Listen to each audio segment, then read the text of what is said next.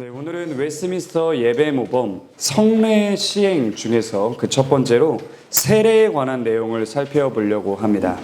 이 세례라는 게 현대인들에게 너무나도 익숙한 개념인 것 같아요. 우리는 어렸을 때부터 신앙생활을 하다 보면 교회에서 세례를 베푸는 걸 끊임없이 보게 되는데요.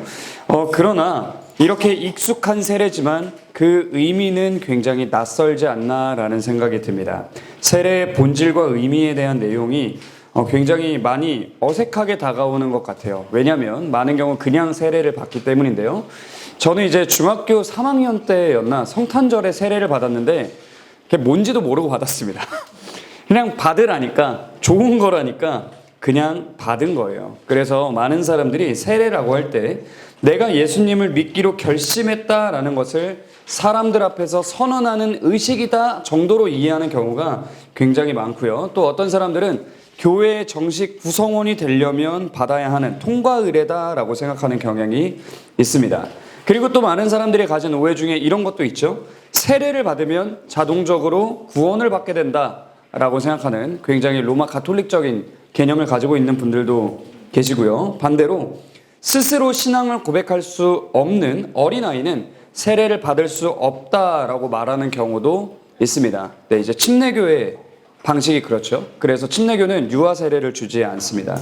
그리고 방식에 있어서도 여러 이야기들이 있습니다. 물에 완전히 잠그는 침례만이 유일한 성경적 방식이다 라고 주장하는 경우도 있고 또 아니다 라고 말하는 경우도 있고, 그래서 굉장히 다양하게 우리가 세례에 대해서 논의가 있다라는 걸 좀 알 필요가 있는데요.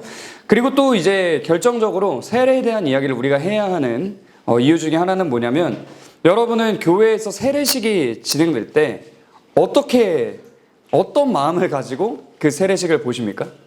그냥 우리는 뭘 해야 되는지 몰라서 이렇게 봅니다. 아, 세례 받는구나.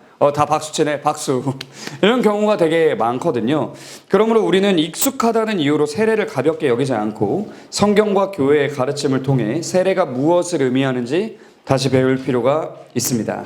자, 그러면 공예배에서 행해지는 이 세례는 어떤 예식인가? 첫째, 세례는 그리스도께서 제정하신 성례입니다. 앞서 말했듯이 우리는 세례를 교회의 여러 행사 가운데 하나다 정도로 생각하기가 쉬운데요. 그러나 웨스트민스터 예배모범은 세례가 단순한 행사가 아니라 그리스도께서 친히 제정하신 성례다라고 이야기를 합니다. 성례라는 건 인간이 하나님께 무언가를 보여드리기 위해 만든 의식이 아니고요. 하나님께서 자신의 언약의 은혜를 눈에 보이는 표와 인을 통해 자신의 백성들에게 나타내시는 거룩한 방편을 말합니다. 따라서 세례에서 우리가 가장 먼저 바라보아야 할 것은 인간의 결단이 아닙니다. 제가 예수님을 믿겠습니다, 이런 결단을 보는 게 아니라 우리는 무엇을 먼저 바라보아야 하냐? 하나님의 은혜로우신 사역을 먼저 바라봐야 합니다. 물론 성인의 세례에는 자신의 믿음을 공적으로 고백하는 의미가 포함되어 있습니다. 우리가 막 서약을 하거든요. 그런데 인간의 이러한 고백과 서약이 세례의 중심에 있지는 않다라는 거예요. 성부와 성자와 성령의 이름으로 베풀어지는 세례는 우리를 삼위일체 하나님께로 향하게 하고요. 그리스도 안에서 이루신 구원과 언약의 약속을 눈에 보이는 방식으로 나타내는 역할을 하는 게 세례다라는 걸 기억할 필요가 있습니다. 그리고 둘째로 세례는 하나님의 언약을 나타내는 거룩한 표와 인입니다. 세례에는 언약적 성격이 분명하게 나타나는데요. 세례는 하나님께서 자기 백성과 맺으신 은혜 언약의 표와 인이고 그리스도와의 연합, 죄사함, 중생, 양자됨과 같은 복음의 은혜를 가리키는 역할을 하고 있습니다. 물로 씻는 외적인 행위를 하는 게 세례잖아요. 이것을 통해 그리스도의 피로 죄가 씻겨지는 것과 성령께서 죄인을 새롭게 하시는 일을 눈에 보이게 보여주는 일이 바로 세례다라는 겁니다. 그래서 가시적인 표다라고 이야기할 수 있는데요. 그러므로 세례는 단순히 물을 사용하는 의식이 아니고요. 눈에 보이는 표로 복음의 약속을 나타내는 성례다라는 것을 이해할 필요가 있습니다. 그래서 여기서 중요한 것 중에 하나가 우리가 이런 생각을 절대로 하면 안 됩니다. 세례식에 사용하는 물 자체에 구원의 능력이 있다거나 그 물에 뭔가 특별한 효력이 있다거나 이런 식으로 받아들여서는 안 됩니다. 우리는 세례의 외적인 표, 겉으로 드러나는 물과 그것이 가리키는 내적인 은혜, 성령께서 역사하시는 그 은혜를 구별할 줄 알아야 됩니다. 그리고 셋째로 세례는 가시적 교회에 받아들여지는 공적인 예식입니다. 이게 무슨 말이냐? 세례라는 건 개인적인 게 아니라는 겁니다. 이건 너무나도 명백하게 가시적 교회, 눈에 보이는 교회와 관련된 공적인 예식이 바로 세례입니다.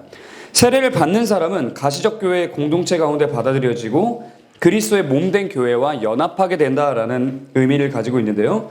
따라서 세례라는 건 한 개인의 신앙을 우리가 함께 축하해주는 그런 시간인데, 동시에 더 중요한 건 교회가 새로운 구성원을 공적으로 받아들이고 하나님의 언약적 은혜를 우리가 함께 증언한다라고 고백하는 시간이 세례라는 걸 알 필요가 있습니다.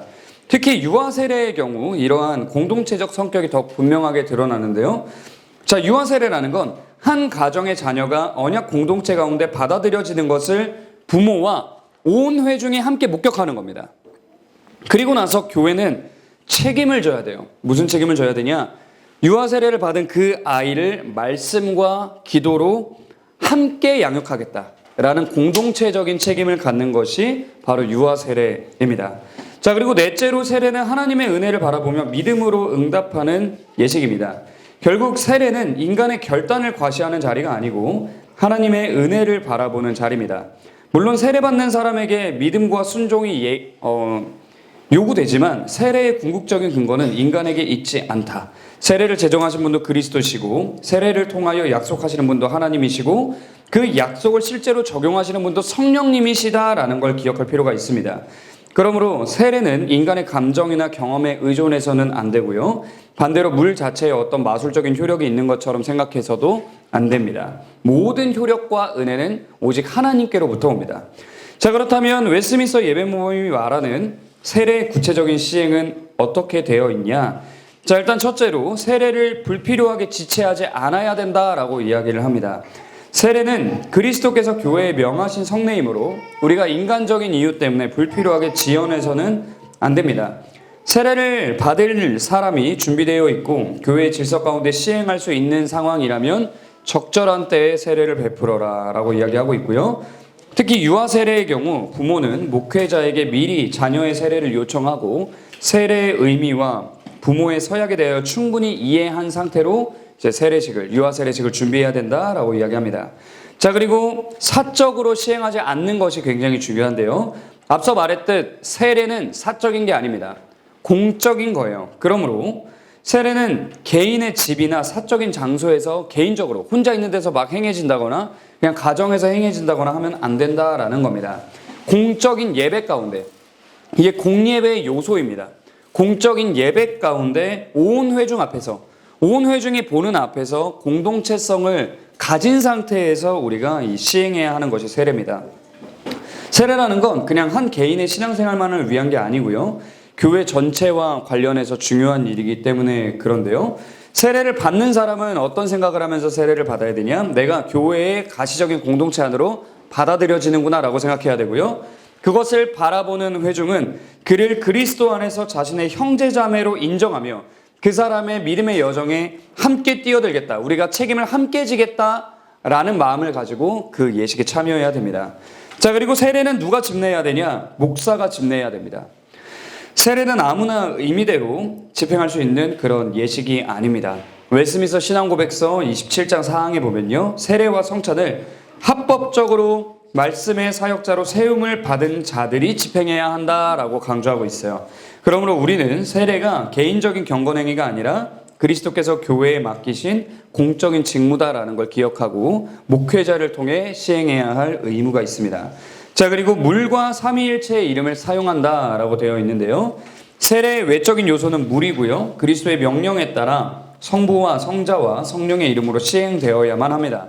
그리고 세례의 방식에 있어서 웨스트민스터 신앙고백서 28장 3항은 물속에 잠그는 것이 반드시 필요한 것은 아니다라고 이야기하고요.